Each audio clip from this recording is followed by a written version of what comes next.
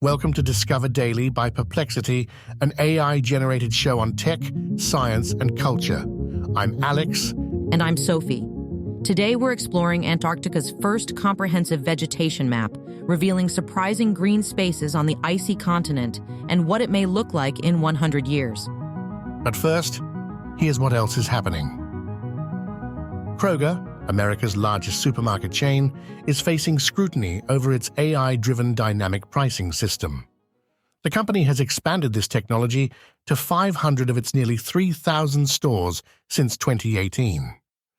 The system, known as Enhanced Display for Grocery Environment or EDGE, uses electronic shelf labels and AI to adjust prices in real time. While Kroger claims this approach aims to lower prices over time, critics, including Senators Elizabeth Warren and Bob Casey, have raised concerns. They argue that the system could lead to price discrimination, privacy violations, and potential price gouging. The senators are demanding more transparency about how the system works and its effects on consumers. This controversy comes amid broader discussions about corporate practices like shrinkflation and greedflation. Shrinkflation reduces product size while maintaining price, and greedflation raises prices beyond necessary cost increases. Both can be exacerbated by dynamic pricing systems like Kroger's, which allow for rapid, data-driven price adjustments that may obscure these practices from consumers.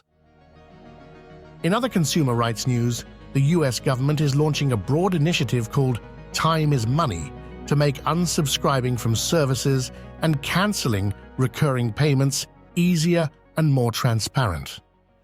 It's a joint effort from multiple federal agencies, including the FTC, the FCC, and the Department of Health and Human Services. The initiative aims to address corporate practices that waste consumers' time and money through excessive paperwork, long wait times, and complicated cancellation processes. While consumer advocates welcome these changes, some business groups, like the U.S. Chamber of Commerce, criticize the initiative as an attempt to micromanage business practices. Now, to some science in the household kitchen, researchers have discovered that kitchen sponges can function as simple memory devices. This finding, published in the journal Nature India, demonstrates the potential for everyday objects to store and transmit information in unique ways. The memory storage capability of kitchen sponges is based on the physical properties of their structure, which consists of a network of soft, polymeric rods. When compressed between metal plates, these sponges can retain imprinted shapes due to frictional locking of the rods, transitioning from an elastic to a pseudo-plastic state. While not as sophisticated as digital storage, the discovery opens up possibilities for embedding information in everyday objects, ranging from visual memory aids to steganography, concealing information within another message or object.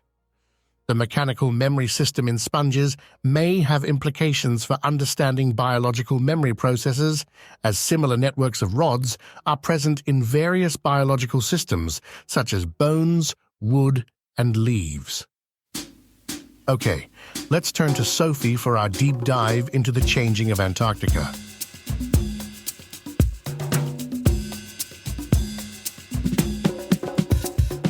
For the first time, scientists have unveiled a comprehensive vegetation map of Antarctica.